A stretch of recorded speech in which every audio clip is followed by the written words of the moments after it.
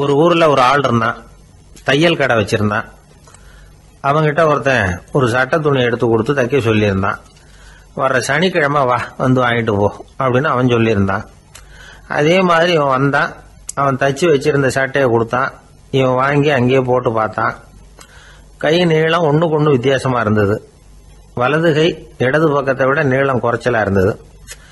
அவன் முணுமுணுக்க ஆரம்பிச்சுட்டான். என்ன இது இப்படி தைச்சுட்டியேன்னு. இதுக்கு அவன் சொன்னான், ஐயையோ இதுக்காகவா சங்கடப்படுறீங்க, வலது கையை மட்டும் கொஞ்சம் உள்ள இழுத்தாப்புல வச்சுக்கிட்டீங்கன்னா சரியா போகுது. மற்றபடி அந்த சட்டையில உள்ள கலை அம்சத்தை கவனிங்க, எவ்வளவு அற்புதமா தச்சிருக்கேன் பாருங்க.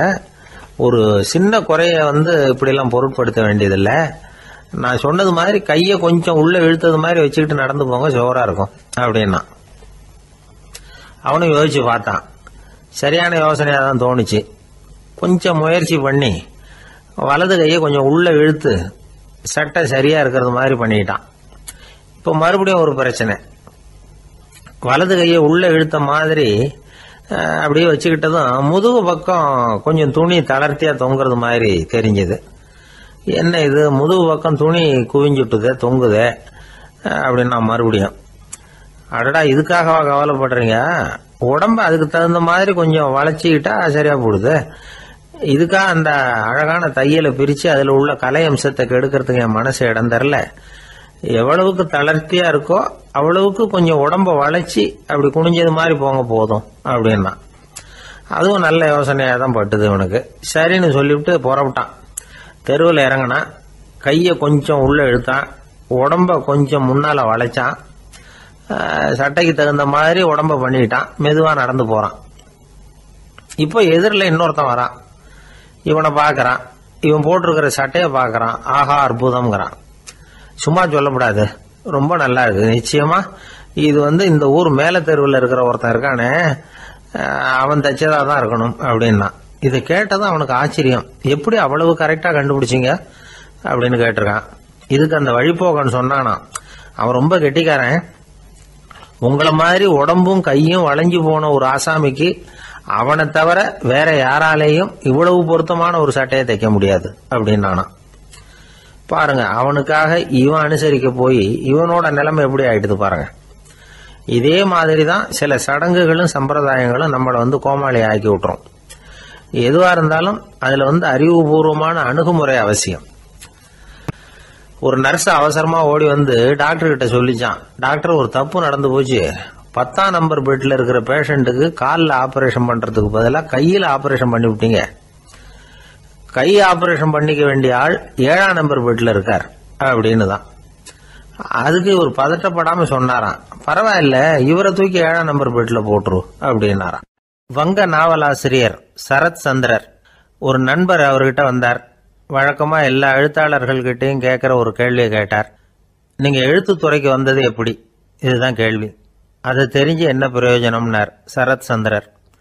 சும்மா சொல்லுங்களேன் தெரிஞ்சுக்கிறேன் அப்படின்னார் வந்தவர். சரி சொல்றேன்னு ஆரம்பிச்சார். நான் ரங்கூன்ல வேலை பார்த்துக்கிட்டு இருந்தேன். சம்பளம் பத்தல, வேலையும் பார்த்துக்கிட்டு ஒரு பலசரக்கு கடை வைக்கலாம்னு நினைச்சேன். என்னால் மளிகை கடை வச்சு சரியா நடத்த முடியுமாங்கிற சந்தேகம் என் மனைவிக்கு.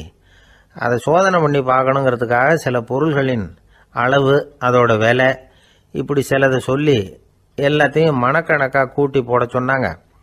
என்னால் சரியாக கூட்டி சொல்ல முடியல. உங்களால் மளிகை கடை நடத்த முடியாதுன்னு சொல்லிவிட்டாங்க. உடனே என்ன பண்ணுறது, வேற வழி இல்லை, கதை எழுத ஆரம்பிச்சிட்டேன் அப்படின்னார். கேட்டவருக்கு சிரிப்பு வந்துட்டு தான். சரத் சந்திரர் ஒரு பக்கம் சீரியஸான நாவல்கள் சிறுகதைகள் எழுதியிருந்தாலும் அவருடைய இன்னொரு பக்கம் வேற விதம். நண்பர்கள்கிட்ட பேசும்பொழுதும் சரி, அவர்களுக்கு கடிதங்கள் எழுதும் போதும் சரி, கேலியும் கிண்டலும் நகைச்சுவை உணர்வும் அதிகமாக இருக்கும். காந்திஜி ஒரு சமயம் கல்கத்தாவுக்கு வந்திருந்தார். தேசபக்தர்கள் பல பேர் அவர்கிட்ட பேசிக்கிட்டு இருந்தாங்க. அப்போ சரத் சந்திரரும் அங்கே இருந்தார். கிரண் சங்கர் ராய் அப்படிங்கிறவரும் அங்கே இருந்தார். அவர் சொன்னாராம், காந்திஜியோட பழகிய முதல் வங்காளி நான் தான். போயர் யுத்த காலத்தில் இவர் லண்டனுக்கு வந்திருந்தப்போ என்கிட்ட தான் வங்காள மொழி கற்றுக்கிட்டார் அப்படின்னாராம். உடனே சரத் சந்திரர் காந்திஜியை பார்த்து, இவர் உங்களுக்கு வங்காள மொழி கற்றுக் கொடுத்தது உண்மைதானா அப்படின்னாராம். ஆமான்னாராம் காந்தி. அதனால தான் உங்களால் வங்காள மொழி கற்றுக்க முடியல அப்படின்னாராம். எல்லாரும் சிரிச்சாங்களாம். சரத் சந்திரர் சாம்தாபேர் அப்படிங்கிற கிராமத்தில் தங்கியிருந்தார். ஒரு இலக்கிய நிகழ்ச்சியில் கலந்துக்கிறதுக்காக. அதுக்காக ஒரு கல்கத்தாவுக்கு போக வேண்டிய சூழ்நிலை. அதுக்காக புறப்பட்டார். அந்த சமயத்தில் பின்னாடி இருந்து யாரோ அவரை கூப்பிட்டாங்க. இப்படி கூப்பிட்டவரை பார்த்து இன்னொருத்தர் யாரோ அதட்டி இருக்கிறாங்க. போகிறவரை ஏன் இப்படி கூப்பிடுறீங்க அப்படின்னு. ஏன் கூப்பிட்டா என்னன்னு கேட்டிருக்கார் சரத் சந்திரர். புறப்படுறவங்கள பின்னாடி இருந்து கூப்பிடுறது அபசகுனம், போகிற இடத்துல ஏதாவது ஆபத்து வரலாம் அப்படின்னு அதுக்கு விளக்கம் கொடுத்துருக்கிறார் அவர். உடனே சரத் சந்திரர் சொன்னாராம், இதோ இவங்க என்ன இலக்கிய கூட்டத்துக்கு அழைச்சிட்டு போகிறாங்களே, இதை விட வேற என்ன ஆபத்து வந்துட போகுது அப்படின்னாராம். இப்படி சரத் சந்திரருக்கு இயல்பாகவே நகைச்சுவை உணர்வு உண்டு. அவருடைய நண்பர் ஒருத்தர் வீட்டுக்கு கூப்பிட்டுருந்தார். அங்கே ஒரு கச்சேரிக்கு ஏற்பாடு பண்ணியிருந்தாங்க. சரத் சந்திரருக்கு இயல்பாகவே கச்சேரியில் நீண்ட ஆலோசனையெல்லாம் கேட்கறதுக்கு பொறுமை இருக்காது. அதனால் மெதுவாக பாட போகிறவர் எப்படி அப்படின்னு கேட்டிருக்கார். அவருக்கு ரொம்ப நல்லா பாட தெரியும் அப்படின்னு சொல்லியிருக்கிறாங்க. அதுக்கு சரத் சந்திரர், பாட தெரியுங்கிறது சரி, பாட்டை நிறுத்த தெரியுமா அதை சொல்லுங்க முதல்ல அப்படின்னாராம். ஒரு நாள் ராமர் அரசவையில் உட்கார்ந்துருக்கிறார். ராமராஜ்யம் நடந்துகிட்டு இருந்த நேரம். அந்த சமயத்தில் ஒரு நாய் அரச சபைக்கு வந்துதான். அது தலையில் அடிபட்டு ரத்தம். அந்த கோலத்தில் அது அங்கே வந்தது. எல்லாரும் ஆச்சரியமாக அதை பார்த்தாங்க. ராமரும் அந்த நாயை பார்த்தார். நீங்கள் வந்த காரியம் என்ன, என்ன நடந்தது, எதுவாக இருந்தாலும் பயப்படாமல் சொல்லு அப்படின்னார். உடனே அந்த நாய் மெதுவாக சொல்ல ஆரம்பிச்சுதான். ஐயா, நான் தெருவில் போய்கிட்டு இருந்தேன். வழியில் ஒருத்தர் வந்தார். அவர் வேத சாஸ்திரம்லாம் படித்த பெரியவர். அவர் எந்த காரணமும் இல்லாமல் அவர் கையில் வச்சிருந்த குச்சியால் என் தலையில் அடிச்சுட்டார். அதுதான் தலையில் ரத்தம். இதை நீங்கள் விசாரித்து தகுந்த தீர்ப்பு வழங்கணும் அப்படின்னு தான் அந்த நாய். ராமர் பார்த்தார். உடனே தன்னுடைய காவலர்களை அனுப்புனார். அந்த ஆளை எங்கே இருந்தாலும் போய் கொண்டுகிட்டு வாங்க அப்படின்னு விட்டார். காவலர்கள் போனாங்க. அந்த ஆளை பிடிச்சி கொண்டு வந்துட்டாங்க. அரண்மனைக்கு வா அப்படின்னு சொல்லி கூப்பிட்டுட்டு வந்துட்டாங்க. என்ன நடந்ததுன்னு விசாரித்தார் ராமர். அதுக்கு அந்த ஆள் சொன்னார், நான் வீதி வழியாக வந்துக்கிட்டு இருந்தேன். குறுக்க இந்த நாய் வந்தது. நான் அவசரமாக போய்கிட்டு இருந்தேன். இது எனக்கு வழி விடாமல் குறுக்க பூந்து இடைஞ்சல் பண்ணிச்சு. எனக்கு கோபம் வந்துட்டுது. அதனால் அடிச்சுட்டேன். வேத சாஸ்திரம் படித்த நான் என் வசம் இழந்து கோபப்பட்டது பெரிய தப்பு தான். அதை நான் ஒத்துக்கிறேன். குற்றத்தை ஒப்புக்கொள்கிறேன். எனக்கு என்ன தண்டனை கொடுக்கணுமோ அதை கொடுங்க, ஏற்றுக்கிறேன் அப்படின்னு விட்டார். சரி, இப்போ அந்த ஆளுக்கு தண்டனை கொடுக்கணும். என்ன தண்டனை கொடுக்கறது யோசனை பண்ணார் ராமர். அதையும் அந்த நாய்கிட்டே கேட்டார். நீயே சொல்லு, என்ன தண்டனை கொடுக்கலாம் இவருக்கு அப்படின்னார். இதுக்கு அந்த நாய் என்ன சொல்லிச்சு தெரியுமா? இவரை ஏதாவது ஒரு கோயிலுக்கு தர்மகர்த்தாவாக நியமனம் பண்ணிவிடுங்க, அதுதான் இவருக்கு சரியான தண்டனை அப்படின்னது. இதை கேட்டதும் ராமர் முகத்தில் புன்னகை. ஆனால் அங்கே இருந்த மற்றவங்களுக்கெல்லாம் ஆச்சரியம். அது எப்படி, தப்பு செஞ்சவங்களுக்கு தண்டனை கொடுக்கறது தானே நியாயம், அதை விட்டுட்டு தர்மகர்த்தா பதவியை கொடுக்க சொல்லுது இந்த நாய் அப்படிங்கிற ஆச்சரியம். இந்த சந்தேகத்தை அந்த நாய்கிட்டேயே கேட்டாங்க அங்கே இருந்தவங்க. இதுக்கு அந்த நாய் பதில் சொல்லிச்சான். நான் போன பிறவியில் ஒரு கோயிலுக்கு தர்மகர்த்தாவாக இருந்தேன். எவ்வளவோ கவனமாக எச்சரிக்கையாக தான் என்னுடைய கடமைகளை எல்லாம் செஞ்சுக்கிட்டு வந்தேன். அப்படி இருந்தாலும் சில சமயங்களில் என்னையும் மீறி கோயில் செல்வத்தை நான் அனுபவிக்கிறதுக்கு காரணம் ஆயிட்டேன்.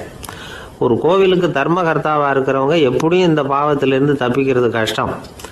அதனால தான் நான் இந்த பிறவியில் நாயாக பிறந்து இப்படி கஷ்டப்படுறேன்.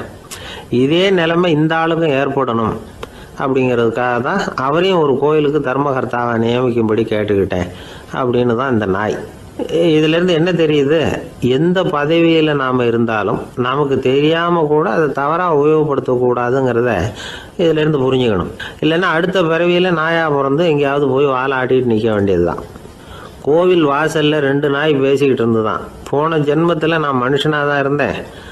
ஒரு கோவில் பூசாரி பேச்சை கேட்டுவிட்டு அவரோட கூட்டு சேர்ந்துக்கிட்டு ஆண்டவன் போட்டிருந்த நகையெல்லாம் அபகரித்து என்கிட்ட கொடுத்தாரு அவர். நான் எடுத்துகிட்டு வந்துட்டேன். திருடினது அந்த ஆள் தான், எடுத்துக்கிட்டு வந்தது தான் நான். இருந்தாலும் நான் மட்டும் நாயாக பிறந்துட்டேன். இப்போ மட்டும் அந்த பூசாரி என்கிட்ட மாட்டினா கடித்து குதறி விடுவேன் அப்படின்னு தான். அவசரப்பட்டு அப்படி செஞ்சுடாதே. பதிலுக்கு அவரும் உன்னை திருப்பி கடித்தாலும் கடிச்சிருவார். ஏன்னா அவரும் இப்போ ஒரு நாயாக தான் பிறந்திருக்கிறார் அப்படின்னு தான் இன்னொன்று. அது எப்படி உனக்கு தெரியும்னு தான் இது. நான் தானே அது அப்படின்னு தான் அந்த நாய். ஒருத்தர் ஓடி வந்தார். இன்னொருத்தரை பார்த்து, சார் உங்கள் சைக்கிளை ஒரு நாள் இரவல் கொடுங்களேன், பக்கத்து ஊருக்கு போயிட்டு வர வேண்டியிருக்கு அப்படின்னார். இவர் சைக்கிளை கொடுத்து பத்திரமா கொண்டுட்டு போங்கன்னார். சார் இதை பத்திரமா கொண்டு போகிறேன், கவலையே வேணாம், ஏன்னா இது உங்களோட சைக்கிள் அப்படின்னு நான் நினைக்கல, என்னோட சைக்கிளாக நினைக்கிறேன் அப்படின்னார். அதுக்கப்புறம் தான் இவருக்கு உண்மையாகவே பயம் வந்துட்டுது. ஏன்னா அவர் சொன்னது மாதிரி அதை தன்னோட சைக்கிளாகவே நினச்சி தள்ளிட்டு போட்டால் என்ன பண்ணுறது. எது எதை நம்முடையதாக நினைக்கணுங்கிறதுக்கு ஒரு வரையறை இருக்குது. சில பேர் ஆஃபீஸையே வீடாக நினச்சி விடுறது உண்டு. அப்படிப்பட்டவங்க கூட வீட்டை ஆஃபீஸாக நினைக்கிறதில்ல. ஏன்னா வீட்டில் இவர் ஆஃபீஸராக நடந்துக்க முடியறதில்ல. இதெல்லாம் ஒரு பக்கம் இருக்கட்டும். இப்போ விஷயத்துக்கு வருவோம். பொறியியல் மேதை டாக்டர் விஸ்வேஸ்வரய்யா இருந்தார் இல்லையா, பாரத ரத்னா விருதெல்லாம் கொடுத்தாங்களே. ஆஃபீஸ் வேலை வேறு, சொந்த வேலை வேறு அப்படிங்கிறதுக்கு ஒரு உதாரணமாக இருந்தவர் அவர். மைசூர் மகாராஜா கிட்ட திவானாக இருந்தார். அவர் ஒரு நாள் அரசாங்க வேலை காரணமாக வெளியூர் போயிருந்தார். ஹாசன்கிற ஊருக்கு பக்கத்தில் ஒரு பயண மாளிகை, அங்கே தங்கிவிட்டார். ராத்திரி அங்கே தங்கி இருந்துட்டு விடிஞ்சதும் ஊருக்கு திரும்புறதாக திட்டம். ராத்திரி தூங்கிறதுக்கு ரொம்ப நேரம் ஆகிட்டுது. ரொம்ப நேரம் வரைக்கும் அரசாங்க சம்பந்தப்பட்ட வேலைகளையே பார்த்துக்கிட்டு இருக்கிறார். அரசாங்க ஃபைல்கள் நிறைய இருந்தது. அதையெல்லாம் ஒவ்வொன்றா எடுத்தார், படித்து பார்த்தார், பரிசீலனை பண்ணார். அதில் எழுத வேண்டியதை எழுதினார், கையெழுத்து போட்டார். ஒரு வழியாக அந்த வேலையெல்லாம் முடிஞ்சுது. அதுக்கப்புறம் என்ன பண்ணார்னா, தன்னுடைய சூட்கேஸை திறந்தார். அதிலிருந்து 2 மெழுகுவத்தியை எடுத்து கொளுத்தி வச்சார். அந்த பயண மாளிகையில் அது வரைக்கும் எரிஞ்சிக்கிட்டு இருந்த மின்சார விளக்குகளை அணைச்சிட்டார். அதுக்கு பிறகு அந்த மெழுகுவத்தி வெளிச்சத்தில் சில புத்தகங்களை தொடர்ந்து படிக்க ஆரம்பிச்சிட்டார்.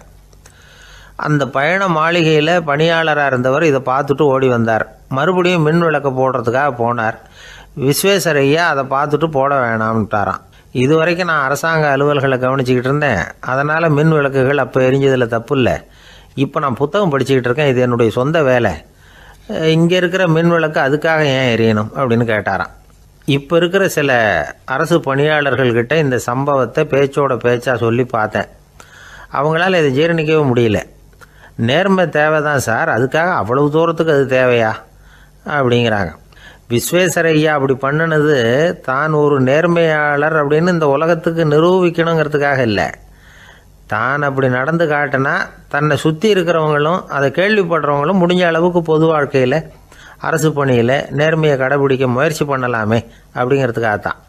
இப்போவும் சில பேர் இருக்கிறாங்க, இவங்க ஆஃபீஸ் வேறு வீடு வேறேன்னு நினைக்கிறதில்ல, அவ்வளோ உரிமை. ஒருத்தர் அப்படி தான், அவருக்கு அவசரமாக 5000 ரூபா தேவைப்பட்டது. ஆஃபீஸு பணத்தை எடுத்துக்கிட்டார். அந்த நேரம் பார்த்து ஆடிட் வந்துட்டுது. ஆப்பிட்டுக்கிட்டார். விசாரணை நடக்குது. அவர் சொல்கிறார், சார் நான் நேரம் காலம் பார்க்காம ஆஃபீஸில் வேலை செய்வேன், ஏன்னா அதை என்னோடய ஆஃபீஸாக நினைக்கிறேன். அவசரத்துக்கு அந்த பணத்தை எடுத்தேன், மறுபடியும் வச்சுடலாம்னு தான் இருந்தேன், அதுக்குள்ளே இப்படி ஆகிட்டுது. நீங்கள் என்ன நினச்சாலும் சரி, நான் ஆஃபீஸ் வேறு வீடு வேறு அப்படின்னு நினைக்கிறதில்ல, அது என்னோட சுபாவம் அப்படின்னார். விசாரணை பண்ணவர் தீர்ப்பு வழங்கினார். உங்கள் சுபாவத்துக்கு மதிப்பு கொடுத்து நானும் தீர்ப்பு வழங்குறேன். நீங்கள் கொஞ்ச நாள் ஜெயிலில் இருந்துட்டு வாங்க, அது உங்களுக்கு கஷ்டமாக இருக்காதுன்னு நினைக்கிறேன்.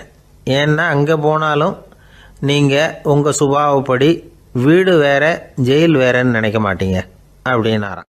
ஒரு தெருவில் சில சிறுவர்கள் விளையாடிக்கிட்டு இருந்தாங்க. ஏதோ ஒரு உயரமான கல்லை நடுத்தெருவில் வச்சு அதை சுற்றி சுற்றி ஓடி வந்துக்கிட்டு இருக்கிறாங்க. அது என்ன விளையாட்டோ அவங்களுக்கு தான் தெரியும். கொஞ்ச நேரம் அப்படி விளையாடிக்கிட்டு இருந்தவங்க விளையாடி முடிச்சதும் அந்த கல்லை நடுத்தெருவில் அப்படியே விட்டுட்டு அவங்கவுங்க வீட்டுக்கு ஓடி போட்டாங்க. அதுக்கப்புறம் அந்த வழியாக 2 பெண்கள் பேசிக்கிட்டே வந்தாங்க. பேச்சு சுவாரஸ்யத்தில் நடுத்தெருவில் இருந்த அந்த கல்லை கவனிக்கலை. காலில் இடிச்சுட்டுது, லேசாக ரத்தம் வந்துட்டுது, வலி தாங்கலை. காலில் இடிச்சுக்கிட்ட பொண்ணு திட்ட ஆரம்பிச்சுட்டுது. வர வர ஊர் உலகம் ரொம்ப கெட்டு போச்சு, யாருக்கும் பொறுப்பே கிடையாது பாரு, இப்படி நடுத்தெருவில் பொறுப்பு இல்லாமல் இப்படி கல்லை போட்டு வச்சுருக்கிறாங்களே, இது நியாயமா அப்படின்னு சொல்லி இந்த சமூகத்தை கடுமையாக விமர்சனம் பண்ணிக்கிட்டு அவங்க போயிட்டாங்க. கொஞ்ச நேரம் கழித்து ஒரு வாலிபன் அந்த வழியாக வந்தான். அந்த கல்லை பார்த்தான், நின்னான், ஒரு நிமிஷம் யோசனை பண்ணான், என்ன பண்ணலாம்னு பார்த்தான். தன்னுடைய வீரத்தையும் பலத்தையும் காட்டணும்னு நினச்சான். பின்னாடி போனான். அப்புறம் வேகமாக ஓடி வந்து ஒரு சின்ன ஹை ஜம்ப் அப்படியே துள்ளி குதிச்சான். துள்ளி குதித்து தாண்டி அந்த பக்கமாக போய் விழுந்தான். அப்படியே விசில் அடிச்சுக்கிட்டு அவன் பாட்டுக்கு நடந்து போகிறான். அடுத்தபடியாக ஒரு காதல் ஜோடி அந்த வழியாக வந்தது. நடுத்தெருவில் கண்ணில் பட்டது. அவங்க 2 பேரும் ரொம்ப நெருக்கமாக சேர்ந்து வந்துக்கிட்டு இருக்கிறாங்க. நடுவில் கல் இருக்கிறதுனால கொஞ்ச நேரம் 2 பேரும் விலகி மறுபடியும் இந்த பக்கம் வந்து சேர்ந்து போகணும். கொஞ்ச நேரம் நாம் பிரிய வேண்டி இருக்குதே அப்படின்னு வருத்தத்தோட முணுமுணுத்துக்கிட்டே இந்த பக்கம் வந்தாங்க. அதுக்கப்புறம் வழக்கம் போல் சேர்ந்து அவங்க பாட்டுக்கு எதிர்காலத்தை பற்றி கற்பனை பண்ணிக்கிட்டே போயிட்டாங்க. கடைசியாக அந்த வழியாக பார்வை இல்லாத ஒருத்தர் வந்துக்கிட்டு இருக்கார். அவர் கையில் வழக்கமாக வச்சிருக்கிற அந்த ஊன்றுகோல், கையில் இருக்கிற அந்த ஊன்றுகோலால் தனக்கு முன்னாடி அப்படியும் இப்படியும் அப்படியே தட்டிக்கிட்டு பார்த்துக்கிட்டே அவர் மெதுவாக நடந்து வந்துக்கிட்டு இருக்கிறார். வழியில் இருக்கிற அந்த கல் தட்டுப்பட்டது. உடனே நடுத்தெருவில் ஒரு கல் இருக்குங்கிறத அவர் புரிஞ்சுக்கிட்டார். உடனே குனிஞ்சார். அந்த கல்லை தடவி பார்த்து எடுத்தார். தெரு ஓரமாக கொண்டுட்டு போய் போட்டார். அதுக்கப்புறம் அவர் பாட்டுக்கு அவர் வழியில் நடந்து போனார். இப்போ இதில் பல பேர் வந்தாங்க போனாங்க. இவங்களில் பார்வை உள்ளவங்க யார், பார்வை இல்லாதவங்க யார்? இப்படி ஒரு கேள்வி கேட்டால் என்ன பதில் சொல்ல முடியும்? கொஞ்சம் யோசிச்சு பார்த்தா இன்னைக்கு பல பேர் இப்படி தான் இருந்துகிட்டு இருக்கிறோம். ஒரு ஆள் பார்க்கறதுக்கு பெரிய மனுஷன் மாதிரி இருக்கார். ஒரு தெரு வழியாக நடந்து வந்துகிட்டு இருந்தார். இருட்டு நேரம். வழியில் ஒரு பெரிய கல் கிடந்தது, கருங்கல். பார்த்தார். கொஞ்ச நேரம் யோசிச்சார். போய் தூக்கி பார்த்தா ரொம்ப கனமாக இருந்தது. இன்னொரு ஆள் சேர்ந்தாதான் தூக்க முடியும். இவர் உடனே ரோட்டோரமாக போய் ஒரு மரத்தடியில் உட்காந்துக்கிட்டார். 2 பக்கமும் பார்த்துக்கிட்டே இருக்கார், யாராவது வர்றாங்களான்னு. கொஞ்ச நேரத்தில் ஒருத்தர் வந்தார். இவருக்கு தெரிஞ்சவர். என்னங்க இந்த நேரத்தில் இங்கே உட்காந்துருக்குறீங்கன்னு கேட்டார் அவர். அதோ அந்த கருங்கல் அப்படின்னு சுட்டி காட்டினார். ஓ, அதை தூக்கி ஓரமாக போடணுமா? வாங்க 2 பேரும் தூக்கலான்னார் வந்தவர். நான் அதுக்காக உட்காந்துருக்கலன்னார் இவர். பின்ன வேற எதுக்காகன்னார் அவர். ஒரு மனுஷன் கருங்கல்லில் காலை இடிச்சுக்கிட்டான்னா எப்படி துள்ளுவான்னு பார்க்கணுங்கிறது எனக்கு ரொம்ப நாளாக ஒரு ஆசை. அதுக்காக தான் உட்காந்துருக்கிறேன் அப்படின்னாரு. ஒரு ரயில் போய்கிட்டு இருக்கு. அதில் ஒரு பெரியவர் பிரயாணம் பண்ணிட்டு இருக்கிறார். எதிரில் ஒரு பெரிய அதிகாரி, IAS ஆஃபீஸர் உட்காந்துருக்கிறார். 2 பேருக்கும் முன்ன பின்ன அறிமுகம் இல்லை. அவர் வேற யாரோ, இவர் வேற யாரோ. ஒரே ரயிலில் பிரயாணம் பண்ணிட்டு இருக்கிறாங்க. அதுவும் எதிர்த்த இருக்கையில். ஏதோ ஒரு நகரத்தில் வண்டி நின்றுது. 2 பேரும் கீழே இறங்கினாங்க. பெரியவர் ஒரு ட்ரங்க் பெட்டியோட கீழே இறங்கினார். அந்த அதிகாரி கையில் ஒரு சின்ன பெட்டி. அவர் அந்த சின்ன பெட்டியை கீழே வச்சுட்டு கூலி கூலின்னு கத்திக்கிட்டு இருந்தார். இந்த பெரியவர் பார்த்தார். ஐயா, இந்த பெட்டி மட்டும்தானா, இல்லை இன்னும் ஏதாவது இருக்குதா அப்படின்னு விசாரிச்சார். இப்போ அதிகாரி சொன்னார், இல்லைங்க இது மட்டும்தான் அப்படின்னு சொன்னார். இதுக்கு என்னத்துக்காக கூலி ஆள், நானே எடுத்துக்கிட்டு வரேனே, வாங்க அப்படின்னு சொல்லி அந்த பெட்டியை அந்த பெரியவர் கையில் எடுத்துக்கிட்டார். எடுத்ததும் 2 பேரும் பேசிக்கிட்டே நடந்து வராங்க. இப்போ பெரியவர் சொன்னார், இப்போ உள்ள நாகரிகம் எப்படி இருக்குன்னா, சுமை கால் பணம், சுமக்கூலி முக்கால் பணம் அப்படிங்கிற மாதிரி இருக்கு. பணத்தை வீணாக்கிறதோட இது கௌரவம்னு வேற நினைக்கிறாங்க அப்படின்னார். அவர் சொல்கிறது சரிதான். 10 ரூபாய் மதிப்புள்ள ஒரு சுமையை 30 ரூபா கொடுத்து தூக்கிட்டு போவோம். நாமே அதை தூக்கினா நமக்கு கௌரவ குறைச்சல் அப்படின்னு நினைப்போம். இதுதான் நம்ம நிலைமை. ஆனால் அந்த பெரியவர் என்ன சொன்னார் தெரியுமா? நீங்கள் எங்கே போகணுமோ அது வரைக்கும் நானே இதை எடுத்துகிட்டு வரேன் அப்படின்னார். அந்த அதிகாரி பக்கத்தில் உள்ள ஒரு ஹோட்டல் வரைக்கும் போனார். பெரியவரும் அங்கே கொண்டுட்டு போய் பெட்டியை வச்சார். உடனே அந்த பெரிய அதிகாரி அவருக்கு பணம் கொடுக்கறதுக்காக பர்ஸை எடுத்தார். உடனே இவர், ஐயா எனக்கு கூலி எதுவும் வேணாம், உங்களுக்கு சேவை செய்கிறது என்னுடைய கடமை. நான் இந்த சேவையை செய்தது பணத்துக்காக இல்லை, அன்புக்காக அப்படின்னு சொல்லிவிட்டார். அதுக்கப்புறம் அவர் நன்றின்னார். 2 பேரும் பிரிஞ்சுட்டாங்க. இது முடிஞ்சது. அன்னைக்கு சாயந்தரம் அங்கே ஒரு பெரிய கூட்டம் நடக்குது. இந்த அதிகாரியும் அந்த கூட்டத்துக்கு போகிறார். மக்கள் கூட்டம் ரொம்ப அதிகம். அதனால் இந்த அதிகாரியும் ஒரு ஓரமாக உட்காந்துக்கிட்டார்.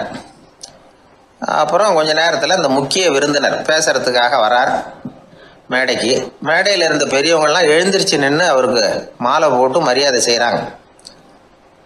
எங்கேயோ ஒரு மூலையில் உட்காந்துருந்தார் அதிகாரி. அவர் இதை கவனித்தார். அவருக்கு ரொம்ப ஆச்சரியம், அதிர்ச்சி.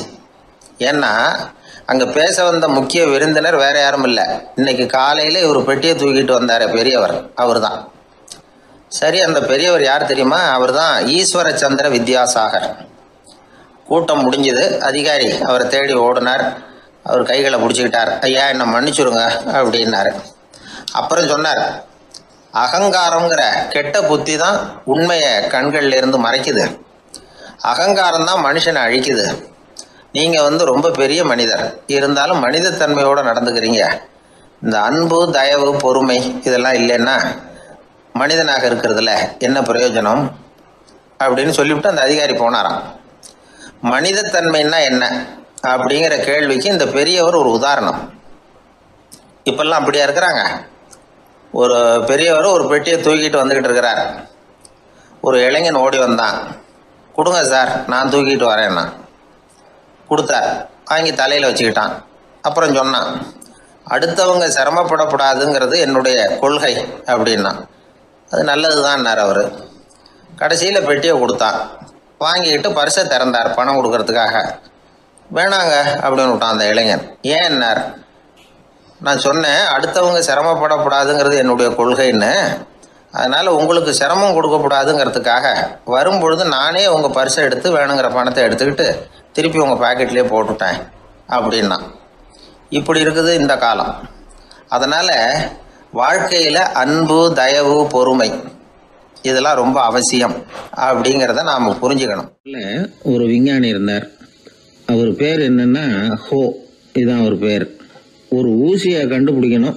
அதுக்காக அவர் ரொம்ப காலமாக தலையை பிச்சுக்கிட்டு ஆராய்ச்சி பண்ணிட்டு இருந்தார். அது என்ன ஊசி தெரியுமா? இந்த தையல் மிஷினில் இருக்குல்ல, அந்த ஊசி தான். அவருக்கு பிடிபடாமல் இருந்த விஷயம் என்னன்னா, அந்த ஊசியோட கூர்மையான பாகத்தில் நூலை எப்படி கோக்கிறது, அது எப்படி சேர்க்கறது. அதில் மற்ற ஒரு பாகம் மிஷினுக்கு உள்ளே போயிடுது. அதனால அந்த பாகத்தில் சாதாரணமாக மற்ற ஊசியில் நாம் செய்கிறது மாதிரி நூலை கொண்டு போய் நுழைக்க முடியாது. அப்படியே நுழைச்சாலும் தைக்கிறது எப்படி, அது முடியாத காரியம். இதுதான் அவருக்கு இருந்த பிரச்சனை. ரொம்ப நாள் யோசனை பண்ணி பார்த்தார். தையல் மிஷின் ஊசியோட வடிவ அமைப்பு அவருக்கு புலப்படலை. ராத்திரி பகலா அதே ஞாபகமா இருந்தார். ஒரு நாள் அவர் தூங்கிக்கிட்டு இருக்கிறார். அப்போ ஒரு கனவு வந்தது. எப்படின்னா, அந்த கனவுல அவரை ஒரு மலைஜாதி மக்கள் புடிச்சிட்டு போயிடுறாங்க. கொண்டுகிட்டு போய் ஒரு இடத்துல கட்டி போட்டுடுறாங்க. அந்த மலைஜாதி மக்களோட அரசன் ஒருத்தன் அவன் வர்றான். அவரை பார்த்து ஒரு உத்தரவு போடுறான். என்ன உத்தரவு தெரியுமா? பொழுது சாயறதுக்குள்ள நீ தையல் மிஷின் ஊசியை கண்டுபிடிக்கணும். அப்படி கண்டுபிடிக்கலன்னா உன் தலையை வெட்டி விடுவோம். இதுதான் அந்த அரசன் போட்ட கட்டளை. இவருக்கு என்ன பண்றதுன்னு ஒண்ணுமே புரியல. திருன்னு முழிக்கிறார். இந்த நேரத்துல அந்த மலைஜாதியினர் அவரை சுத்தி சுத்தி பயங்கரமா முழிச்சுக்கிட்டு டான்ஸ் ஆடுறாங்க. தன்னை சுத்தி சுத்தி ஆடிக்கிட்டு வர்றவங்கள ரொம்ப பயத்தோட அவர் பாக்குறார். நேரம் ஆவ ஆவ தன்னோட இறுதி நேரம் நெருங்கிறத உணர்றார். ரொம்ப நெருக்கடியான நிலைமை. தன்னை சுத்தி ஆடுறவங்கள கவனிக்கிறார். அவங்க கைகள்ல ஈட்டி மாதிரி ஏதோ ஒரு ஆயுதம் வச்சிருக்கிறாங்க. அந்த ஆயுதத்தை இவர் கண்ணுக்கு நேரா கொண்டுகிட்டு வராங்க. அதை அவர் பாக்குறார். அந்த ஆயுதத்தின் கூரான முனைய இவர் கூர்ந்து கவனிக்கிறார். அந்த கூரான முனையில ஒரு சின்ன துவாரம் தெரியுது. உடனே அவருக்கு பளிச்சுன்னு ஒரு ஐடியா உதயமாகுது. இதைத்தானே இவ்வளவு காலமும் நான் தேடிக்கிட்டு இருந்தேன். கூரான முனையில ஒரு சின்ன துவாரத்தை போட்டுட்டா அது மூலமா நூலை செலுத்தி மறுமுனைய மிஷின்ல வச்சுடலாமே.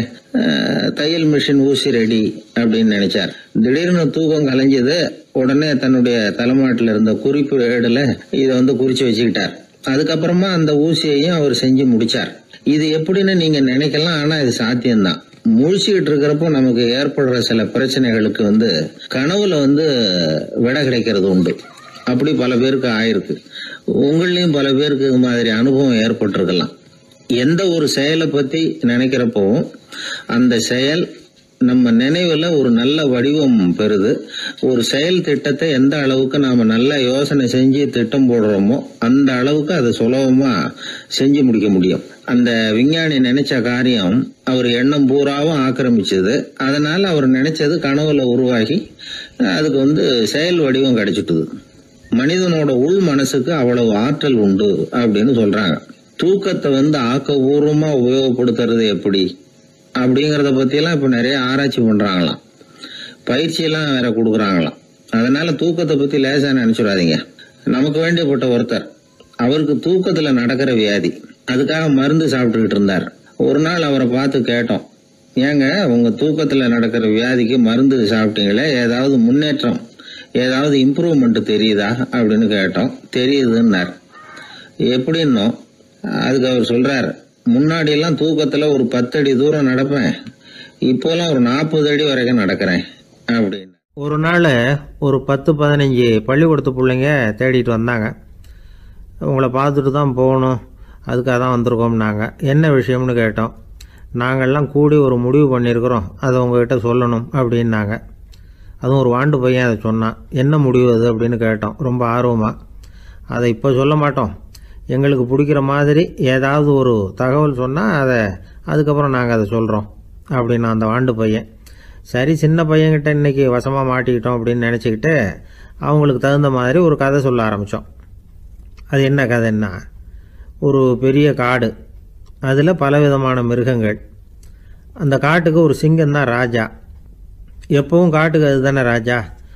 ஒரு பெரிய யானைக்கு இது பொறுக்கலை. என்ன இது, எப்போ பார்த்தாலும் இங்கே சிங்கத்துக்கே ராஜா பதவி கிடைக்குது, நான்லாம் எவ்வளவு பலசாலியாக இருக்கிறேன், அப்படி இருந்தும் எனக்கு அந்த பதவி கிடைக்கலையே அப்படின்னு தனக்குள்ளே பொறுமிக்கிட்டே இருந்தது. ராஜா பதவியை நினச்சி ரொம்ப ஏக்கம், அதுக்கு பதவி மோகம். இந்த சமயம் பார்த்து ஒரு குள்ள நரி கூட்டம் அதை தேடிட்டு வந்தது. ஐயா பெரியவங்களே, நீங்கள் இந்த காட்டுக்கு ராஜாவாக இருக்க ஆசைப்படுறீங்க, அதில் ஒன்றும் தப்பு இல்லை. ஆனால் அதுக்கு முன்னாடி நீங்கள் எங்கள் கூட்டத்துக்கு கொஞ்ச நாள் தலைவராக இருங்க, அதாவது ராஜாவாக இருங்களேன், உங்களுக்கும் ஒரு ட்ரைனிங் கிடைச்சது மாதிரி இருக்கும் அப்படின்னு சொல்லியிருக்குது இந்த கூட்டம், குள்ள நெறி கூட்டம். இதை கேட்ட உடனே யானைக்கு ரொம்ப சந்தோஷம் தாங்கலை. அதுதான் எப்போன்னு பதவிக்காக காத்துக்கிட்டு இருக்குதே. இருந்தாலும் கொஞ்சம் பிகுவோட, சரி நீங்கள்லாம் இவ்வளோ தூரம் என்னை தேடிட்டு வந்து கேட்கறதுனால மறுக்க முடியல அப்படின்னு ரொம்ப ஏதோ அவளுக்கு சிரமப்பட்டு ஒத்துக்கிறது மாதிரி ஒத்துக்கிட்டது. ஏதோ உங்கள் ஆசைக்கு கட்டுப்படுறேன், கொஞ்ச நாள் உங்கள் கூட்டத்துக்கு ராஜாவாக இருக்கிறதுக்கு சம்மதிக்கிறேன் அப்படின்னுது. உடனே அந்த யானை ராஜ நட போட ஆரம்பிச்சிட்டுது. யானை சாதாரணமாக நடந்தாவே எப்படி இருக்குங்கிறது நமக்கு தெரியும். அதுவே ராஜ நடந்தால் எப்படி இருக்கும் கற்பனை பண்ணி பாருங்கள். யானை முன்னாடி கம்பீரமாக போய்கிட்டு இருக்குது, தலைவர் இல்லையா, அதனால் குள்ள நரிகள்லாம் ரொம்ப அடக்கமாக அது பின்னாடி அணிவகுத்து போயிட்டு இருக்குது. ராஜா வாழ்க, மன்னர் வாழ்க அப்படின்னு கோஷம் வேற. யானைக்கு தலைகால புரியல, அவ்வளவு சந்தோஷம். அந்த யானைக்கு செருக்கு, ஆணவம் எல்லாம் ஏற்பட்டு போச்சு. அதுக்கப்புறம் அது தரையை பார்க்குமா, நிமிர்ந்து நடக்க ஆரம்பிச்சுட்டுது. தரையை பார்க்குறதே இல்லை. அப்படி போயிட்டுருக்கிறப்போ ஒரு சதுப்பு நிலத்தில் திடீர்னு காலை வச்சுட்டுது. அவ்வளோதான், கால் உள்ளே போட்டுது. இன்னொரு காலை எடுத்து வச்சுது, அதுவும் உள்ளே போட்டுது. அந்த 2 காலையும் எடுக்கிறதுக்காக அடுத்த 2 காலையும் அழுத்திச்சு, அதுவும் உள்ளே போக ஆரம்பிச்சுட்டுது. இப்போ 4 காலம் வசமாக சேத்துல அழுந்தி போச்சு, எடுக்க முடியல. குள்ள நரிகள்லாம் அதை சுற்றி சுற்றி வந்தது. சிலது சுற்றி நின்று டான்ஸ் ஆட ஆரம்பிச்சுட்டுது யானையை பார்த்துட்டு.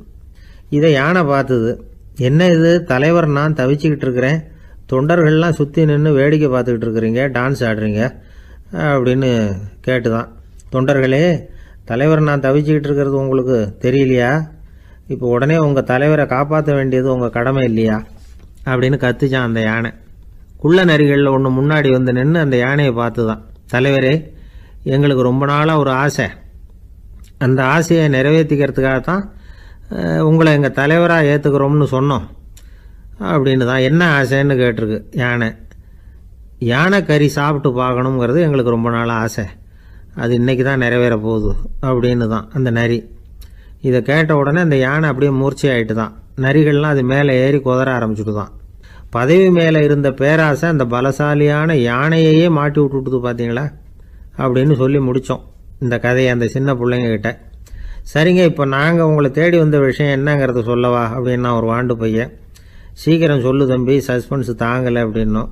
அவன் மெதுவாக எங்களை பார்த்து சொல்கிறான், எங்களுக்கு கொஞ்ச நாள் நீங்கள் தலைவராக இருந்தால் தேவலை அப்படின்னா. ஒரு நண்பர் சினிமா படம் தயாரிக்கிறவர், அவர்கிட்ட ஒரு நாள் பேசிக்கிட்டு இருந்தேன். அது எப்படி சார், நீங்கள் எடுக்கிற எந்த படமும் கையை கடிக்காத அளவுக்கு எடுத்துடுறீங்களே, அது எப்படின்னு கேட்டேன். அது ஒன்றும் பெரிய விஷயம் இல்லை சார், பெண்களுக்குன்னு சில உருக்கமான காட்சிகள், இளைஞர்களுக்குன்னு சில நடனங்கள், அடிதடி காட்சிகள், அப்புறம் வயசானவங்களுக்குன்னு சில ஆன்மீக காட்சிகள், சின்ன பிள்ளைங்களுக்கு சிரிப்பு, இப்படி எல்லாமும் சேர்த்து நான் படம் எடுக்கிறேன். மசாலா படம்னு பேர். இது ரொம்ப பெருசாக இல்லைன்னாலும் ஓரளவுக்கு சுமாராக ஓடிடும், கையை கடிக்காது அப்படின்னார். இது ஒரு உத்தி. சில பத்திரிகை ஆசிரியர்களும் இந்த உத்தியை கையாளுறது உண்டு.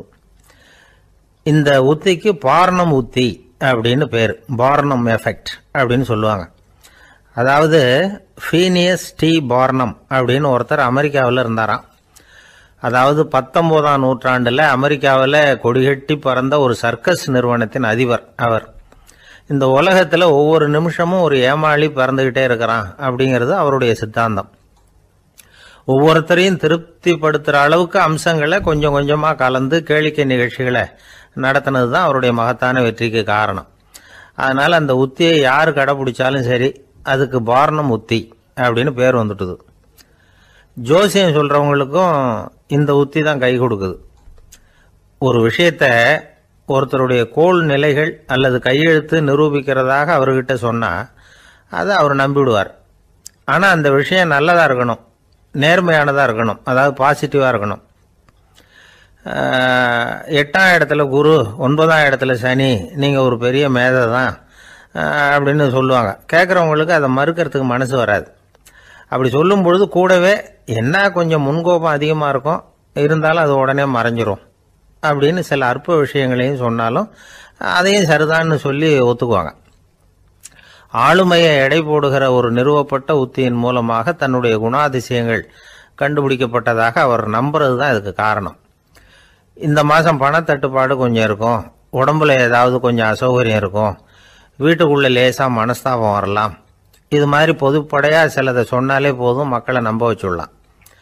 இதெல்லாம் நமக்கு மட்டும்தான் ஏற்படுது அப்படின்னு சொல்லி அவங்க நினைக்கிறது தான் காரணம். இதுதான் பார்னம் உத்திங்கிறது. மனிதர்கள் பாராட்டுகளை விரும்புகிறதும் விமர்சனங்களை வெறுக்கிறதும் பார்னம் உத்தியின் அடுத்த கூறு. அதனால் ஒருத்தருக்கு ஜோசியம் சொன்னாலும் சரி, அவருடைய ஆளுமையை மதிப்பிடுறதாக இருந்தாலும் சரி, அவரை புகழற மாதிரி இருந்தாலும் சரி, அப்படி இருந்தால் தான் அது சரியாக இருக்கும். சாதகமான விஷயங்களை அதிகமாகவும் பாதகமான விஷயங்களை நாசூக்காகவும் சொன்னால் மக்கள் அதை நம்பிடுவாங்க. ஒருத்தரை கருமின்னு சொன்னால் ஏற்றுக்க மாட்டார். அதையே கொஞ்சம் மாற்றி நீங்கள் கொஞ்சம் சிக்கனமான ஆசாமி அப்படின்னு சொன்னால் நீங்கள் சொல்கிறது சரிதான் சார் அப்படிம்பார். நீங்கள் பெரிய செலவாளி தான், இருந்தாலும் நல்ல விஷயங்களுக்கு தான் செலவழிப்பீங்க அப்படின்னு சொல்லணும். இப்படி இந்த பார்னம் உத்தியை கடைபிடிச்சி இன்னைக்கு வெற்றிகரமாக காலம் தள்ளுறவங்க நிறைய பேர் இருக்கிறாங்க. இந்த உலகத்தில் ஒவ்வொரு நிமிஷமும் ஒரு ஏமாளி பறந்துக்கிட்டே இருக்கிறான் அப்படிங்கிறது தான் ஃபீனியஸ் பார்னம் அவர்களுடைய நம்பிக்கை. அதை விட அடுத்தவங்களை ஏமாளியாக நினைக்கிற மனுஷர்கள் தான் இன்னைக்கு உலகத்தில் ரொம்ப அதிகம். ஒருத்தர் தன்னுடைய மேல் அதிகாரிகிட்ட போய், ஐயா ஒரு நாள் லீவு வேணும், என் தங்கச்சிக்கு கல்யாணம் அப்படின்னார். அவரு பார்த்தார், ஒரு 10 நிமிஷம் வெளியில் இருங்கன்னார். 10 நிமிஷம் கழித்து கூப்பிட்டார், இதை பாருங்க, நீங்கள் சொல்கிறது பொய், இப்போ உங்கள் தங்கச்சிக்கு ஃபோன் பண்ணேன், அவங்க தனக்கு 2 வருஷத்துக்கு முன்னாடியே கல்யாணம் ஆகிட்டதாக சொல்கிறாங்க அப்படின்னார். உடனே இவர் சொன்னார், சார் இப்போ நீங்கள் சொல்கிறதும் பொய்யாக தான் இருக்கணும், ஏன்னா நிஜமாக எனக்கு ஒரு தங்கச்சியே கிடையாது அப்படின்னார். ஒரு பெரிய காடு, அந்த காட்டுக்கு மத்தியில் ஒரு ஆசிரமம், அங்கே ஒரு முனிவர் இருந்தார். பல இடங்கள்லேருந்து வர்ற குழந்தைகளுக்கு அவர் பாடம் சொல்லி கொடுத்துக்கிட்டு இருக்கிறார். ஏழை பணக்காரர் அப்படிங்கிற வித்தியாசம்லாம் கிடையாதுங்க. எல்லாரும் அவர்கிட்ட தங்கள் பிள்ளைகளை அனுப்பி வச்சாங்க. மன்னர்களுடைய பிள்ளைங்க கூட அங்கே அவர்கிட்ட தான் படிக்கிறதுக்கு வருவாங்க. ஆனால் அந்த முனிவரை பொறுத்த வரைக்கும் எல்லா பிள்ளைங்களும் ஒன்று தான். இது யார் வீட்டு பிள்ளைன்னெல்லாம் பார்க்க மாட்டார், எல்லாரும் சமம். மாணவர்கள்லாம் அங்கேயே மாத கணக்கில் வருஷ கணக்கில் தங்கி இருந்து பாடம் கற்றுக்கிட்டு போகிறது வழக்கம். அவராக பார்த்து போன்னு சொல்கிற வரைக்கும் அங்கேயே இருக்கணும், படிக்கணும், குருகுல வாசம். ஒரு சமயம் ஒரு ராஜகுமாரனும் அவர்கிட்ட படிச்சுக்கிட்டு இருந்தான். அவனுக்கு ஒரு 15 வயசு இருக்கும். சில வருஷம் கழித்து இந்த முனிவர் தன்கிட்ட இருக்கிற மாணவர்களுக்கெல்லாம் பரீட்சை வச்சார். அவங்களுடைய அறிவு முதிர்ச்சியை கணிக்கிறதுக்காக பல சோதனைகள்லாம் வச்சார். ஒவ்வொருத்தராக பார்த்து, இனிமேல் நீங்கள் உங்கள் வீட்டுக்கு போகலாம் அப்படின்னு சொல்லி அனுப்பி வச்சுக்கிட்டு இருக்கிறார். எல்லாரும் போயிட்டாங்க. கடைசியாக மிஞ்சி இருந்தது ஒரே ஒரு மாணவன். அவனை மட்டும் வீட்டுக்கு அனுப்பல. யார் அந்த பையன் தெரியுமா? அவன்தான் அந்த ராஜகுமாரன். ராஜகுமாரனுடைய தந்தைக்கு, அதுதான் அந்த ராஜாவுக்கு, அங்கே வயசு ஏறிக்கிட்டே போகுது. என்ன இது, படிக்க போன பையன் இன்னும் திரும்பி வரலையே அப்படின்னு நினைச்சார். வந்துட்டா சீக்கிரமாக அவனுக்கு பட்டம் கட்டிவிட்டு நாம் விலகிக்கலாமே அப்படின்னு நினச்சாரு. கல்யாணம் வேற பண்ணி பார்க்கணும் பையனுக்கு. ஆனால் பையன் வர்ற வழியை காணும். ராஜா பார்த்தார், சரி நேர்லேயே போய் என்னன்னு தெரிஞ்சிட்டு வந்துடுவோம் அப்படின்னு காட்டுக்கு புறப்பட்டார். அங்கே போய் முனிவரை பார்த்தார். முனிவர் இவரை அன்பாக வரவேற்று உட்கார வச்சார். அதுக்கப்புறம் ராஜா மெதுவா, எல்லாரையும் வீட்டுக்கு அனுப்பி வச்சுட்டிங்களாமே, ஏன் பிள்ளைய மட்டும் அப்படின்னு சொல்லி மெதுவாக இழுத்தார். முனிவர் இதுக்கு உடனே பதில் சொல்லலை. ராஜாவை கூப்பிட்டுட்டு போய் விருந்தினர் குடிசையில் தங்க வச்சார். அதுக்கப்புறம் சொன்னார், உங்கள் மகன் எல்லா பாடங்கள்லேயும் முதலிடம் வாங்கியிருக்கான். இப்படி முதலாவதாக வர்ற மாணவனுக்கு நாங்கள் இன்னொரு தேர்வு வைக்கிறது வழக்கம். அதுலேயும் அவன் முதலாவதாக வந்துட்டான்னா அவன் ஒரு பெரிய வித்வான் அப்படிங்கிற கௌரவத்தை அடைஞ்சிருவான் அப்படின்னார். அதாவது முனிவர் அப்படி சொல்கிறார். அப்படி சொல்லிவிட்டு போயிட்டார் அவர். ராஜா அங்கேயே தங்கிட்டார். ராத்திரி படுத்து தூங்கினார். காலையில் எழுந்திரிச்சு அந்த குடிசைக்கு வெளியில் வந்தார் பல்லு விளக்கறதுக்காக. அந்த சமயத்தில் தூரத்தில் ஒருத்தன் ஒரு கையில் கோடாலியை வச்சுக்கிட்டு தலையில் ஒரு பெரிய விறகு கட்டை சுமந்துக்கிட்டு வந்துக்கிட்டு இருக்கிறது மாதிரி தெரிஞ்சுது. யாராவது விறகு வெட்டியாக இருக்கும் அப்படின்னு நினச்சார் ராஜா. கிட்ட வந்ததும் உத்து பார்க்குறாரு. பார்த்தா அது தன்னோட புள்ள. திகைச்சு போயிட்டார். என்ன இது, ஒரு ராஜகுமாரனை கூட இது மாதிரி வேலையெல்லாம் செய்ய சொல்கிறாங்களே அப்படின்னு நினச்சார். ராஜகுமாரன் விறகு கட்டை கொண்டுகிட்டு போய் கொல்லை பக்கம் வச்சான். அந்த சமயம் முனிவர் அங்கே வந்தார். என்ன மகனே, விறகு வெட்டிட்டு வந்துட்டியா?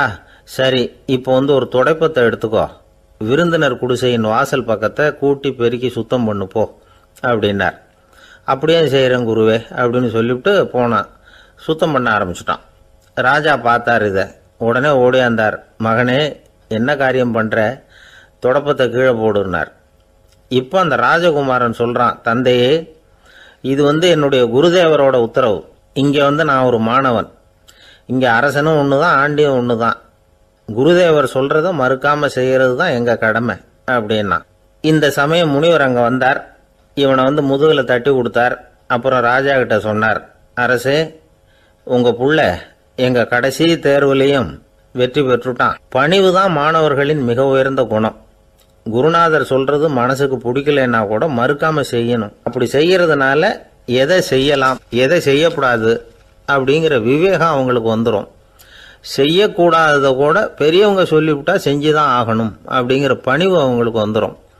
இந்த குணம் வந்துட்டுதுன்னா அவங்க எத்தனை கடினமான வேலையாக இருந்தால் கூட ரொம்ப சுலபமாக செஞ்சு முடிச்சிருவாங்க. தூக்கத்திலேயும் அப்புறம் துக்கத்திலேயும் தோண்டு போட மாட்டாங்க. இந்த பணிவும் விவேகமும் அவங்கக்கிட்ட மன உறுதியை ஏற்படுத்தும். அந்த உறுதி உங்கள் பையனுக்கு வந்தாச்சு. இனிமேல் அவனை நீங்கள் அழைச்சிட்டு போகலாம். அவன் நிச்சயமாக பேரும் புகழும் பெறுவான் அப்படின்னார். ராஜா அவரை பார்த்து, குருதேவா, புரிஞ்சுக்கிட்டேன், என்னை மன்னிக்கணும் அப்படின்னாரு. அதுக்கப்புறம் மகனை அழைச்சிக்கிட்டு நாட்டுக்கு திரும்பி வந்துட்டார். இந்த கதையை இன்று ஒரு தகவலில் சொல்லுங்க சார், உங்கள் நிகழ்ச்சியில் சொல்லுங்க சார் அப்படின்னு சொல்லி மாணவர்கள் கேட்டால் பணிவாக இருக்கிறது எப்படி அப்படிங்கிறத புரிஞ்சுக்குவாங்க அப்படின்னு சொன்னார் ஒருத்தர். சரி சொல்லுவோம், அதுக்கு முன்னாடி நேர்லேயே ஒரு பையன்கிட்ட சொல்லி பார்க்கலாமே அப்படின்னு தோணுச்சு. உடனே ஒரு பையனை கூப்பிட்டோம். ஏன்பா, உங்கள் வாத்தியார் உனக்கு இது மாதிரி ஒரு பரீட்சை வச்சா என்ன பண்ணுவேன் அப்படின்னு கேட்டோம்.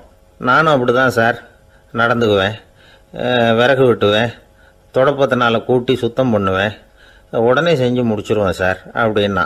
பலே பரவாயில்லையே அப்படின்னோம். ஆமாம் சார், அப்படி செஞ்சால் தானே வீட்டுக்கு அனுப்புவார், இல்லைன்னா இன்னொரு வருஷம் இங்கேயே இருந்து படின்னு சொல்லி விடுவார், அதனால் அப்படி செய்வேன் அப்படிங்கிறான் அந்த பையன். வாழ்க்கையில் ரொம்பவும் அடிபட்டு அல்லல் போட்டுக்கிட்டு இருக்கிற ஒருத்தர் வந்தார். மனசு ரொம்பவும் நொந்து போய் பேசினார். இந்த உலகத்தில் மனுஷனாக பிறந்ததை விட மாடாக பிறந்திருக்கலாம் சார் அப்படின்னார். திடீர்னு என்கிட்ட இப்படி சொன்னால் அதுக்கு நான் என்னங்க பண்ண முடியும் அப்படின்னேன். உங்ககிட்ட வரணும்னு தோணுச்சு, அதனால் வந்தேன் அப்படின்னார். சரிங்க, இப்படி ஒரு யோசனை வந்ததுக்கு என்ன காரணம் அப்படின்னு சொல்லி அவர்கிட்ட கேட்டேன். அதுக்கு அவர் சொன்னார், என் பையனுக்கு வேலை தேடுறேன் கிடைக்கல, பொண்ணுக்கு மாப்பிள்ளை தேடுறேன் கிடைக்கல, வீடு கட்டுறதுக்கு கடன் கேட்குறேன் கிடைக்கல, மாடாக பிறந்திருந்தா இது மாதிரி கவலையெல்லாம் கிடையாதுல்ல, பேசாமல் வைக்கோலை தின்னுக்கிட்டு அசை போட்டுக்கிட்டே கடந்துடலாமே அப்படின்னார் அலட்சியமாக. அதுக்கப்புறம் தான் அவர் சொன்ன கருத்தை நானும் கொஞ்சம் அசை போட ஆரம்பித்தேன் மனசுக்குள்ளே. இப்போது இயற்கையை பொறுத்த வரைக்கும் அது நாம் எல்லாரும் மகிழ்ச்சியாக வாழணும் அப்படின்னு தான் விரும்புது. விலங்குகள், பறவைகள், தாவரங்கள், அப்புறம் மற்ற உயிரினங்கள் எல்லாமும் நல்லபடியாக இருக்கணும் அப்படிங்கிறது தான் இயற்கையோட விருப்பம்.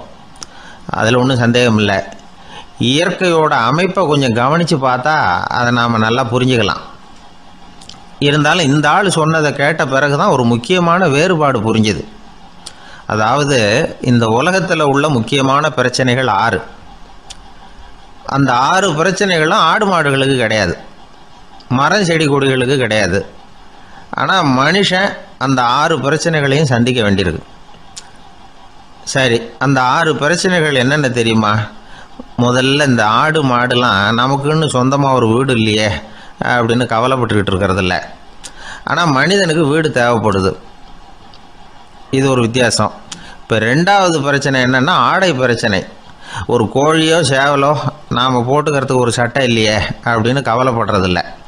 ஆனால் மனுஷனுக்கு அந்த கவலை உண்டு. சரி, இப்போ 3வது என்னன்னு பார்த்தா கல்வி பிரச்சனை. ஒரு பசுமாடு கவலையோடு நின்றுக்கிட்டு இருக்கு அப்படின்னு வச்சுக்குவோம்.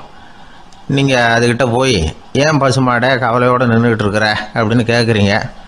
என் கண்ணுக்குட்டிக்கு எல்கேஜியில் இடம் கிடைக்கல, டொனேஷன் கொடுக்கறதுக்கு கையில் பணமும் கிடையாது, சிபாரிசுக்கு யாரை பிடிக்கிறதுன்னு தெரியல, இப்படியா சொல்லிகிட்டு இருக்கோம். அதுக்கு அந்த கவலையெல்லாம் கிடையாது. ஆனால் மனிதனுக்கு அந்த கவலை உண்டு. 4வது என்னன்னு பார்த்தீங்கன்னா வேலை வாய்ப்பு பிரச்சனை. வேலை கிடைக்கலையே அப்படின்னு வேப்ப மரம் கவலைப்படுறதில்ல, ஆனால் மனுஷன் கவலைப்படுறான். 5வது என்னன்னு பார்த்தா கல்யாண பிரச்சனை. எருமை மாடு பசு மாடு எல்லாம் பொண்ணுக்கு மாப்பிள்ளை தேடிட்டாலே இது பேப்பரில் மணமகன் தேவை அப்படின்னு விளம்பரமாக கொடுக்குது, அதெல்லாம் கிடையாது. 6வது என்னன்னு பார்த்தீங்கன்னா பணம் சம்பந்தமான பிரச்சனை. ஆடு மாடுலாம் பணத்தை சேமிக்கணும்னோ ஏதாவது நிதி நிறுவனத்தில் முதலீடு பண்ணணும்னோ நினச்சிக்கிட்டு இருக்கிறதில்ல. பணத்தை எப்படி காப்பாற்றுறது அப்படிங்கிற கவலையும் அதுகளுக்கு கிடையாது. குதிரை குளம்போடு பிறக்குது, அதனால் அது காடு மேடெல்லாம் கவலை இல்லாமல் தெரியலாம்.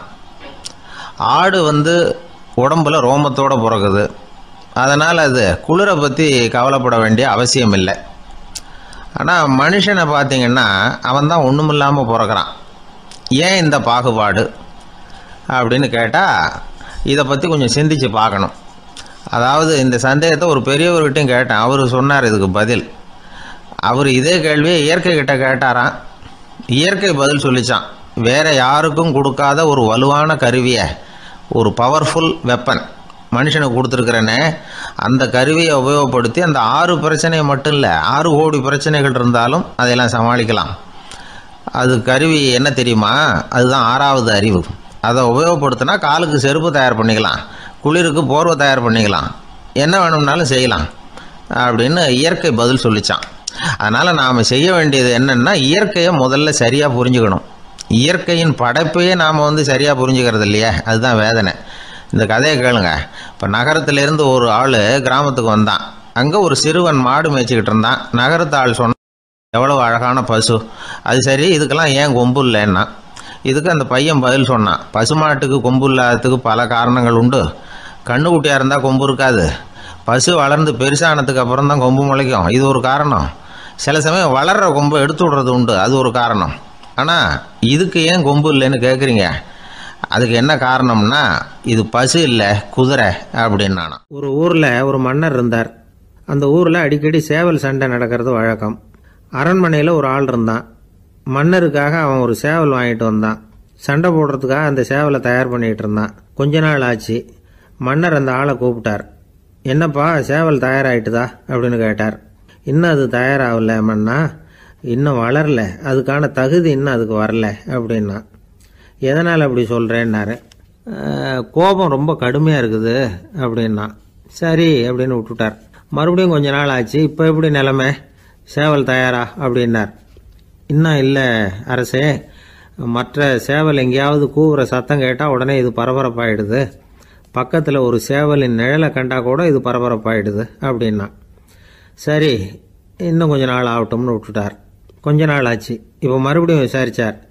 இன்னும் நம்ம சேவலுக்கு அந்த தகுதி வரலமண்ணா, போராட்ட உணர்வு அதுக்கு இன்னும் இருந்துக்கிட்டு தான் இருக்குது, உள்ளே மெதுவாக தான் எரிய ஆரம்பிச்சிருக்குது போராட்ட உணர்வு, அப்படி இருக்கக்கூடாது, அது பற்றி எரிய வேண்டாமா அப்படின்னா.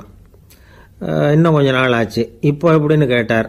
இப்போ அவன் சொன்னான், மண்ணா கிட்டத்தட்ட அது போருக்கு தயாராகிட்டுது அப்படின்னு நினைக்கிறேன்னா. எதனால் அப்படி சொல்கிற அப்படின்னு கேட்டார்.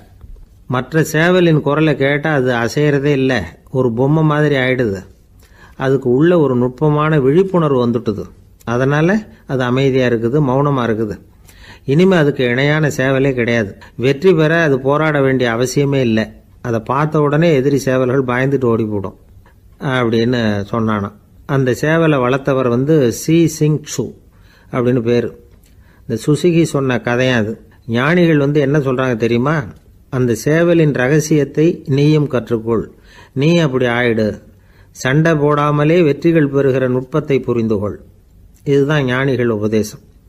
ஒரு குரு கிட்ட ஒருத்தன் போயிருக்கிறான். எனக்கு சண்டை போட கற்றுக் கொடுங்கன்னா, அதுக்கு என்ன செய்யணும்னார்.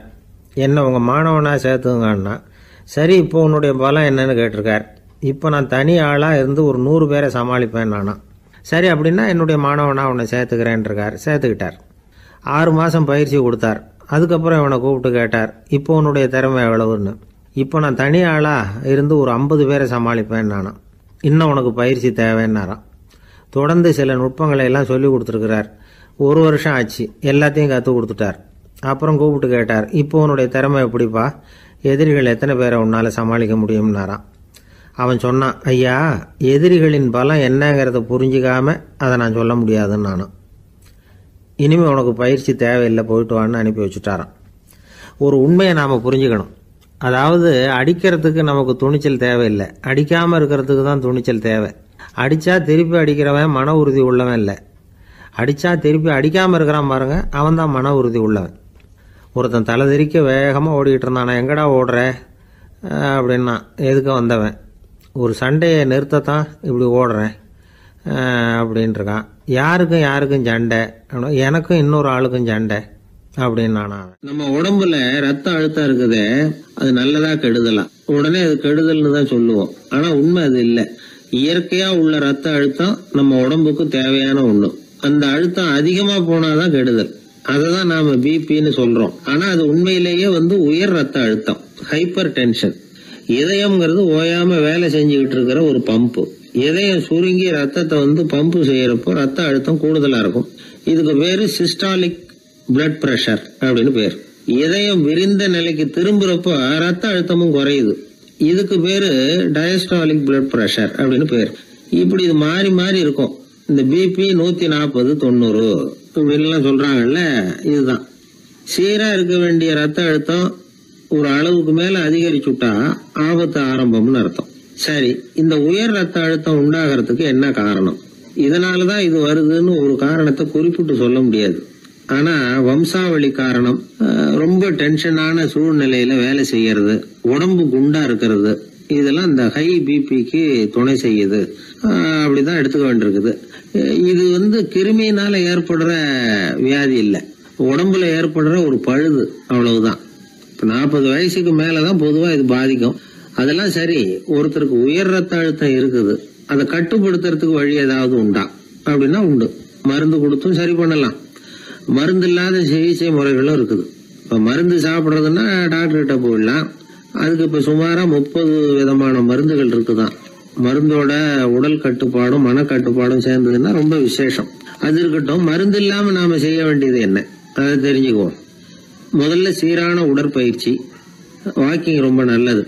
மனசை அமைதிப்படுத்துறதுக்கு யோகாசனம், ஆழ்நிலை தியானம், இது மாதிரியான பயிற்சிகள் நல்லது. ஒரு காலத்துல யோகாசனம் பண்ணுங்க, தியானம் பண்ணுங்கன்னு சொன்னா ஒரு மாதிரியா பார்த்தாங்க. இப்ப மருத்துவ நிபுணர்களே அதெல்லாம் ரொம்ப அவசியம்தான் அப்படின்னு சொல்றாங்க. இன்னொரு அதிசய சிகிச்சை முறை இப்போ வழக்கத்துக்கு வந்திருக்குது.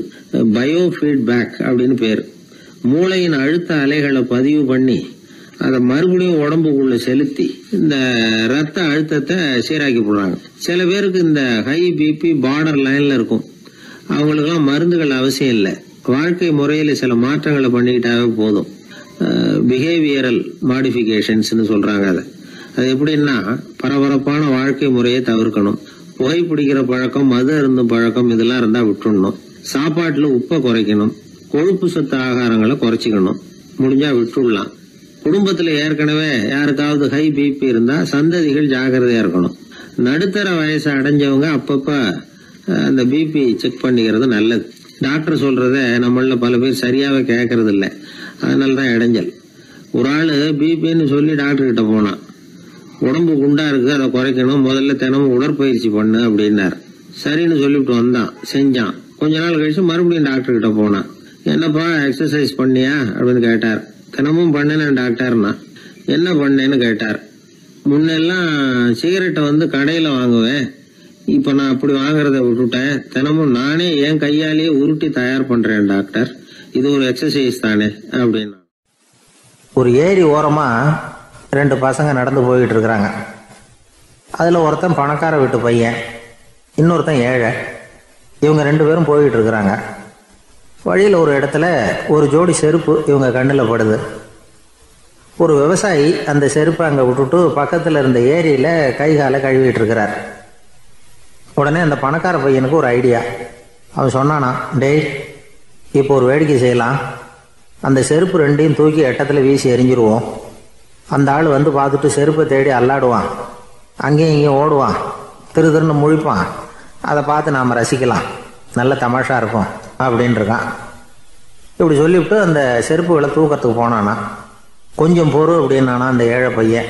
ஏன்னு கேட்டிருக்கான் அவன். இப்போ அந்த ஏழை பையன் சொன்னானா, நீ சொல்றது ஒன்றும் வேடிக்கை கிடையாது. உன்னோட செருப்பு தொலைஞ்சா உன் அப்பா உடனே உனக்கு வேற செருப்பு வாங்கி கொடுத்துருவார். ஆனால் அந்த ஆளுக்கு இந்த செருப்பு தொலைஞ்சதுன்னா வேற புதுசாக வாங்கிறதுக்கு வாயையும் வயத்தையும் கட்டி பணத்தை சேர்க்க வேண்டியிருக்கும். அதனால நான் ஒரு வேடிக்கை சொல்கிறேன், அது மாதிரி செய், அது இன்னமும் தமாஷா இருக்கும் அப்படின்னு நானா. எப்படி அது சொல்லுன்னு இருக்கான் அவன். செருப்பு 2ம் அது இருக்கிற இடத்துலயே இருக்கட்டும். உன் சட்டை பையிலிருந்து ஒரே ஒரு ரூபா நாணயத்தை எடு.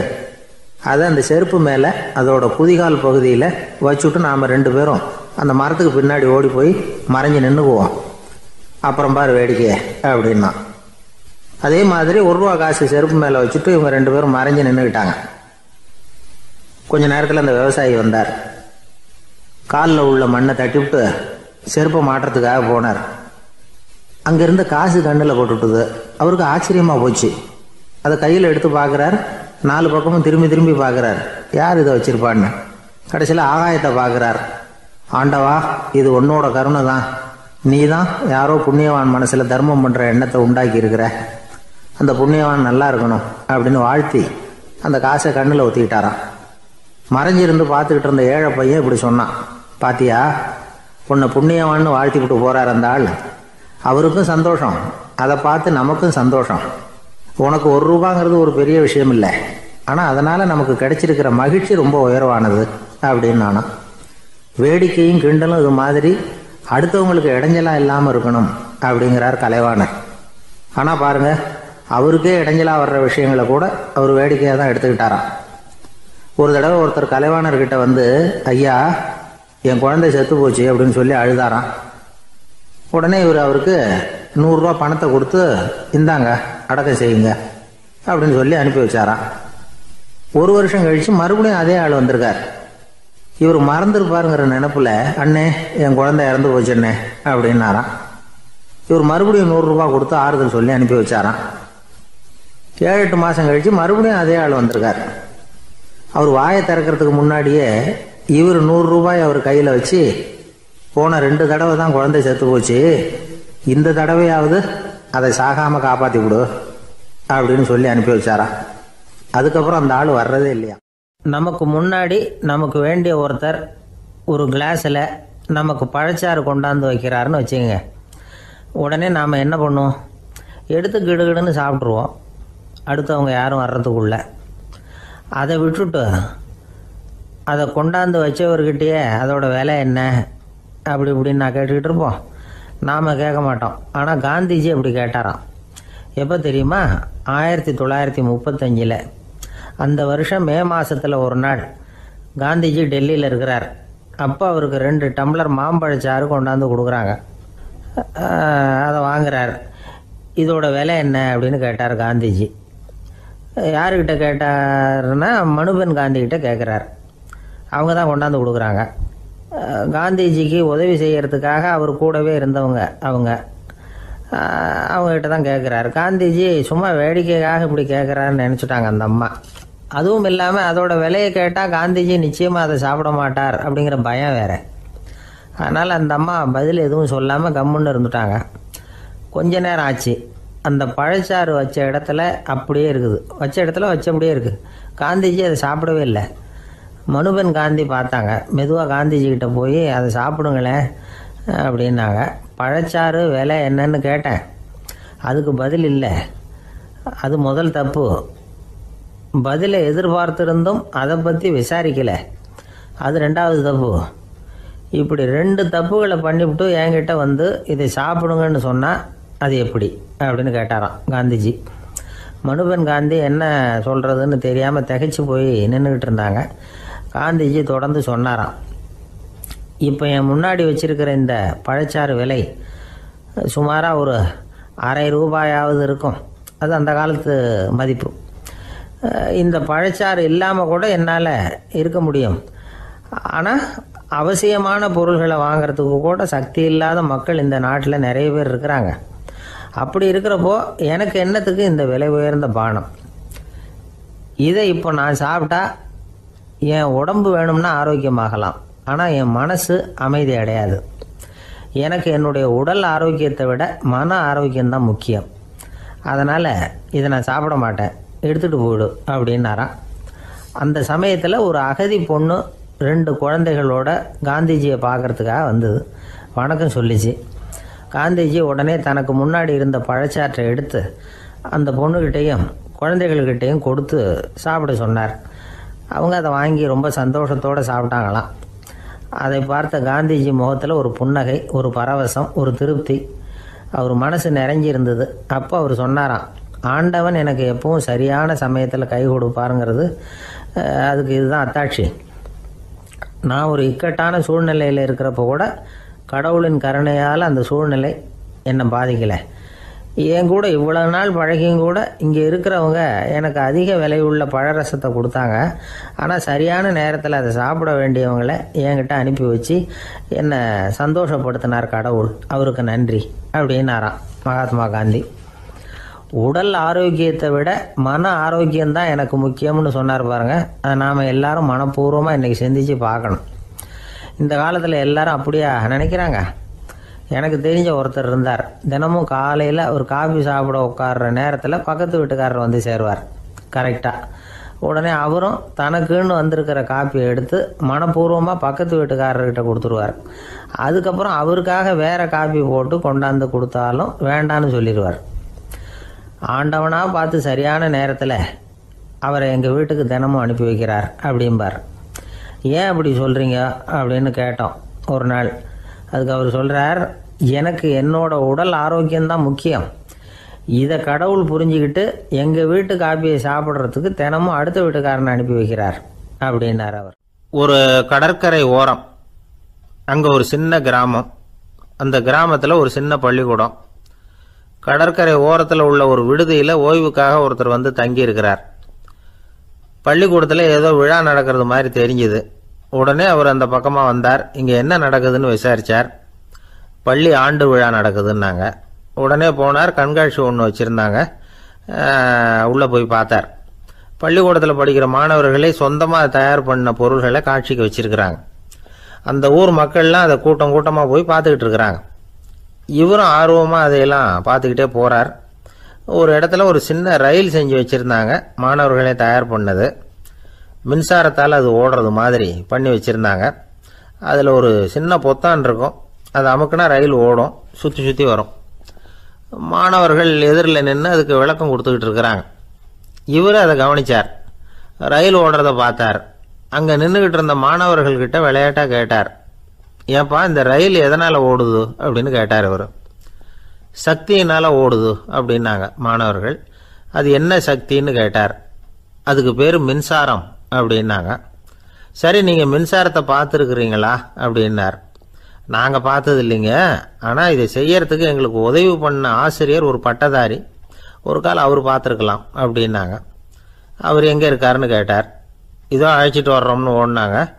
அவர் அழைச்சிட்டு வந்தாங்க. அவர்கிட்ட ஒரு பெரியவர் கேட்டார், மின்சாரத்தை நீங்கள் பார்த்துருக்குறீங்களா அப்படின்னு. மின்சாரத்தை பார்க்குறதாவது நான் பார்த்ததே இல்லை. நான் பார்த்தது அது செயல்படுற விதத்தை தான்.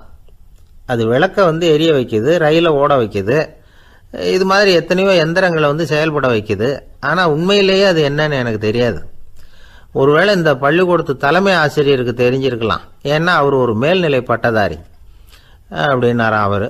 சரின்னு போய் தலைமை ஆசிரியரை கூப்பிட்டுக்கிட்டு வந்தாங்க. அவர்கிட்டையும் இதே கேள்வி கேட்டாராம் அவர். மன்னிக்கணும், இந்த கேள்வி இதுவரைக்கும் யாரும் என்கிட்ட கேட்டதில்லை. சக்தியை யாரும் பார்க்க முடியாது, ஆனால் அது செயல்படும் விதத்தை தான் பார்க்க முடியும் அப்படின்னாராம் அவர். இப்போ இதுவரைக்கும் கேட்டுக்கிட்டு இருந்த பெரியவர் சிரிச்சார். சிரிச்சுட்டு சொன்னாராம், சரி, அதுக்காக ஒன்றும் கவலைப்படாதீங்க, என்னுடைய பெயர் தாமஸ் ஆல்வா எடிசன் அப்படின்னாராம். இதை கேட்டதும் அங்கே இருந்தவங்களுக்கெல்லாம் அதிர்ச்சி, ஆச்சரியம். என்னது, நீங்கள் தானா எடிசன்? நீங்கள் எவ்வளவு மின்சார கருவிகளை உண்டாக்கி இருக்கிறீங்க, நீங்களா இந்த கேள்வியை கேட்டது அப்படின்னாங்களாம். ஆமாம், நான் தான் கேட்குறேன், ஏன்னா நானே மின்சாரத்தை பார்த்தது கிடையாது அப்படின்னாராம் அவர். அன்புங்கிறது இப்படிப்பட்டது தான்ங்கிறார் ஓஷோ. அன்புங்கிறது நம்ம